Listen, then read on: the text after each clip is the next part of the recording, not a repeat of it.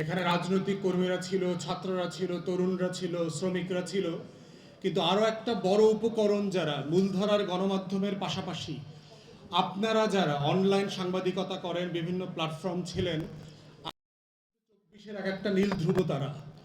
আপনারা বাংলাদেশকে বদলে দিয়েছেন। আপনারা প্রত্যেকে আপনার জায়গা থেকে থেকে একটা যুদ্ধ করেছেন, যে কারণে আমরা গত বছর অ্যাকনলেজ করেছি সম্মানের সাথে, এবং আপনাদের প্রতি আমরা অনেক কৃতজ্ঞ। যখন আমাদের নিউজ কভার করতে কেউ আসতো না, কোনো মূলধারা গণমাধ্যম আসতো না, গোয়েন্দা সংস্থাগুলোর ডিজিএফআই প্রেসক্রিপশন ছিল মূলধারার টেলিভিশনগুলোতে কোথায় যাওয়া যাবে না, ঠিক সেই সময়তে আমাদের চিৎকার চেঁচামেচিগুলো আপনারা সামাজিক যোগাযোগের মাধ্যমে ইউটিউবে আপনারা ছড়িয়ে দিয়েছেন, এবং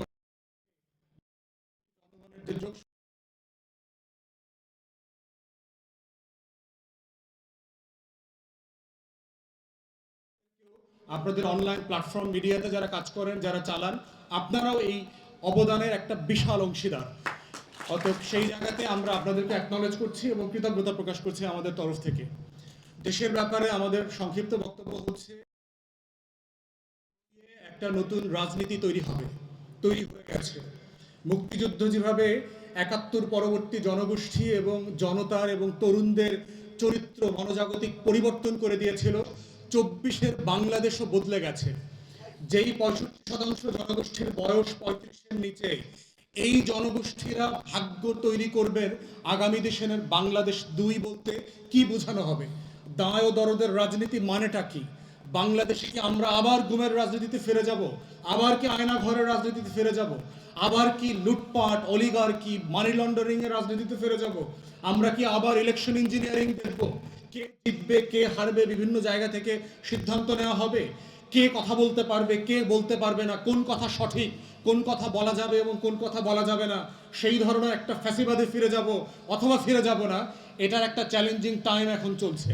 এবং এটার অংশ হিসেবে আপনারা দেখতে পাচ্ছেন যে বাংলাদেশে যখন আমরা সংস্কারের আলাপ তুলছি, বাংলাদেশে যখন আমরা বাংলাদেশ ২-এর দায় ও দরদের আলাপ তুলছি, বাংলাদেশের প্রতিষ্ঠানগুলোকে জনগণের প্রতিষ্ঠান বানানোর লড়াই করছি, তখন আমাদের বিরুদ্ধে প্রোপাগান্ডা, বিভিন্ন ধরনের মিসনোমার এবং ডেমোনিয়ার ক্যাম্পেইন চলছে। এই জায়গাগুলোতে আমরা বোধ করছি যে বাংলাদেশ ২ করার আগে আপনারা যারা ঐতিহাসিক ভূমিকা পালন করেছেন, দয়া করে আপনারা রাজপথ থেকে চলে যাবেন না, আপনাদের লড়াই থেকে আপনারা চলে যাবেন না। আপনারাও এই দেশের নাগরিক, আপনারাও ২৪-এর যোদ্ধা, আপনারাও ২৪-এর আন্দোলনের অন্যতম অংশীজন। অতএব বাংলাদেশ ২ গড়বার যে চলমান লড়াই আছে, সেই লড়াইয়ে দায় দরদের রাজনীতি আমাদেরকে তৈরি করতে হবে।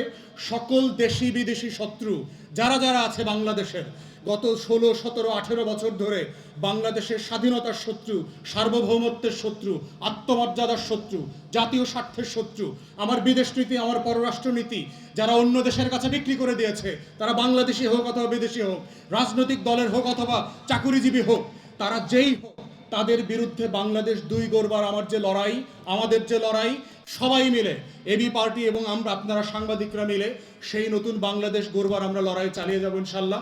সবাইকে অসংখ্য ধন্যবাদ। বিভিন্ন জায়গায় স্লোগানে, মিছিলে, রাজপথে আপনাদের সাথে আমাদের সাক্ষাৎ, মিলন মেলা চলছে এবং চলবে। সালামু আলাইকুম। এ পর্যায়ে আজকে প্রধান অতিথির বক্তব্য দেওয়ার জন্য অনুরোধ করছি বিশিষ্ট লেখক